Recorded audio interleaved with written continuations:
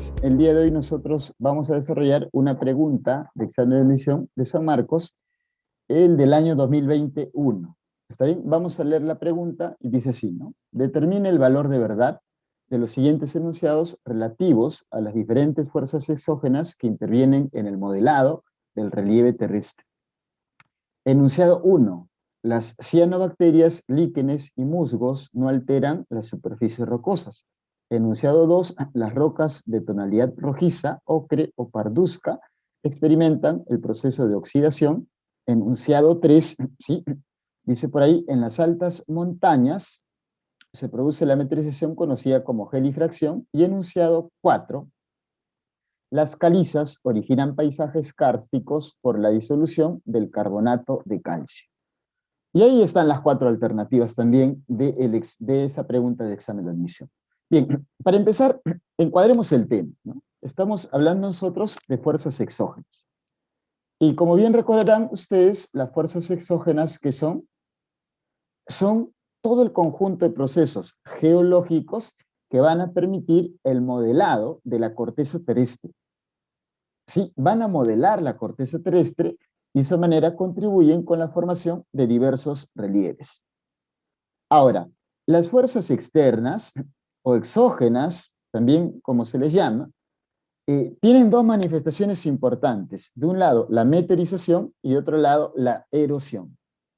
La meteorización tiene sus variantes, así como la erosión tiene sus variantes. Pero recuerden ustedes que la diferencia principal entre ambas estaba en que la meteorización era el proceso de destrucción de la corteza terrestre sin movimiento.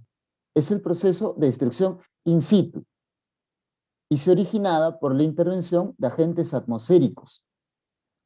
En cambio, la erosión, ¿sí?, es un proceso que implica arranque, ¿se acuerdan ustedes? Que implica desgaste, que implica transporte, que implica depósito. Y en esos procesos intervienen ya no agentes atmosféricos, sino bien agentes geológicos, los ríos, el viento, las olas, etc.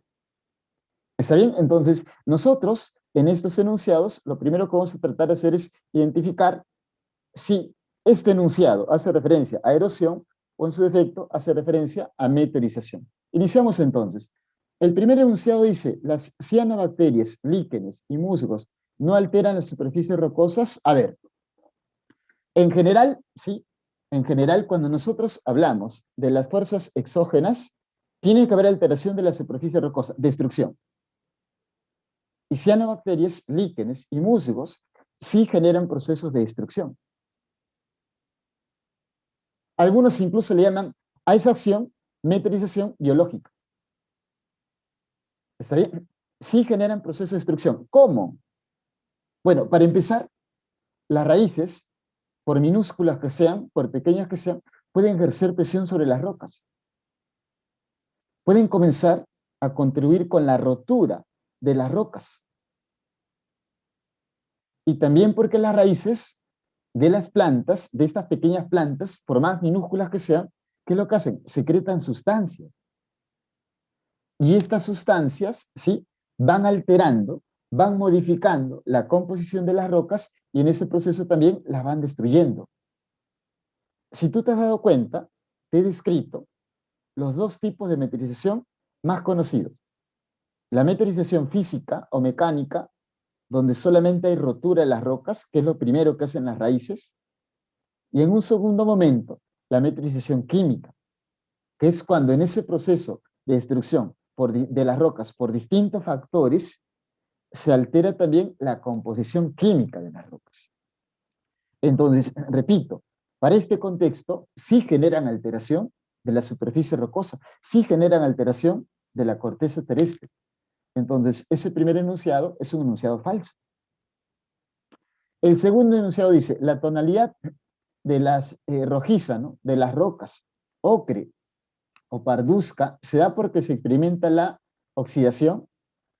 Bueno, nosotros seguramente que hemos visto en ocasiones cuando hemos dejado un clavo a la intemperie hacia el ambiente, hemos visto que con el transcurrir de los días el clavo se oxida, ¿cierto? Se oxida porque en el ambiente hay oxígeno y el hierro al contacto con el oxígeno comienza a experimentar el proceso de oxidación, se forman óxidos, el óxido férrico. Igual ocurre con las rocas. Hay rocas que dentro de su composición presentan elementos como el hierro, y al contacto con el oxígeno ambiental, este hierro comienza a reaccionar, pues, ¿no? Y se genera en proceso de oxidación, las rocas van tomando esa tonalidad rojiza, pero también en ese tránsito se van debilitando, se van destruyendo.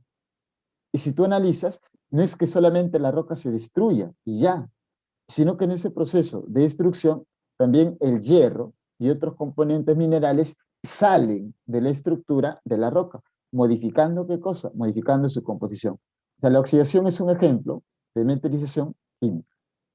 ¿Sí? Y se expresa con el hecho de que las rocas comienzan a tomar esa tonalidad rojiza, que es la más común, ocre o en su defecto la tonalidad parda. Entonces, este enunciado es un enunciado verdadero. El tercer enunciado dice: en las altas montañas se produce la meteorización conocida como gelifracción. Bueno, la gelifracción es un tipo de meteorización física o mecánica. ¿Sí? Es un tipo de meteorización física o mecánica. ¿Y dónde se suele presentar? En zonas frías. Por ejemplo, en el caso peruano, que es un país tropical, las zonas frías se encuentran en los territorios de alta montaña, 4.000, 5.000 metros, por ejemplo.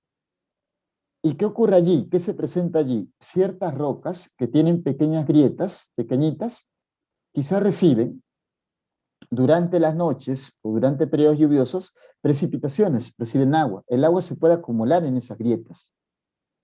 El agua al acumularse en esas grietas y al llegar luego la noche con descensos bruscos de temperatura, esa agua antes acumulada se puede convertir en hielo. Y al convertirse en hielo, tú sabes que cuando el agua se solidifica, incrementa su volumen, razón por la cual puede comenzar a destruir la roca, puede comenzar a abrir la roca, puede comenzar a hacer que esa grieta, que antes era pequeñita, sea una grieta incluso más grande. Ese proceso de destrucción que genera el agua congelada se llama gelifracción o también se llama crioclastia. Ese proceso, ¿sí?, es común, en el caso peruano, en zonas de alta montaña, en la sierra, en las partes más elevadas. En otros países es común, por ejemplo, porque están cerca a territorios polares, ¿no? Caso Rusia, caso Canadá, o incluso el territorio de la Antártida misma. ¿Está bien? Entonces, sí, pues es conocido como gelifracción y es un ejemplo de meteorización física. ¿Por qué? Porque solamente se destruye la roca. Solo eso, solo hay destrucción de roca, nada más. ¿Está bien? Ese enunciado es verdadero. Y el cuarto enunciado dice: las calizas originan paisajes kársticos por la disolución del carbonato de calcio. Bueno, hay distintos territorios, hay distintos territorios en los cuales hay acumulación de agua subterránea. Cuando el agua subterránea se encuentra con capas de suelo, ¿sí?, en las cuales existen diversos tipos de roca que concentren calcio, como la caliza, por ejemplo, el agua, ¿sí?, o concentren también carbonato de calcio, el agua comienza a diluir, comienza a derretir, comienza a destruir con facilidad, ¿sí?, esta roca caliza, generando ¿qué cosa? Generando cavidades, generando huecos. Esos huecos se llaman o se denominan cuevas, ¿no? A veces se le llama también cavernas. Y en esas cuevas o cavernas uno puede encontrar paisajes, ¿no? Como ha sido formado por agua subterránea, a veces uno encuentra pequeños voy a decirlo así, pequeñas lagunas, pequeños depósitos de agua. En la parte alta de los techos encuentra estalactitas, que son columnas puntiagudas de calcio, ¿no? En la parte baja encuentra estalagmitas, que son columnas de calcio que también van creciendo. Es un paisaje típico que uno puede encontrar producto, ¿sí?, de la disolución del agua subterránea sobre las calizas y sobre el carbonato de calcio. Este es un proceso de erosión del agua subterránea. Ese proceso se llama erosión kárstica. ¿Está bien? Erosión kárstica. ¿Y qué genera? Genera paisajes kársticos, ¿no? Usualmente atraen turistas. En el Perú nosotros tenemos muchas cuevas, quizá la más famosa es la Cueva de las Lechuzas, que se encuentra en Tingo María. Entonces, este enunciado también es un enunciado verdadero. Dicho esto, la clave en esta pregunta es la D, clave dado. Bien, de esa manera hemos terminado la resolución de esta pregunta ya será hasta una próxima ocasión. Saludos para todos.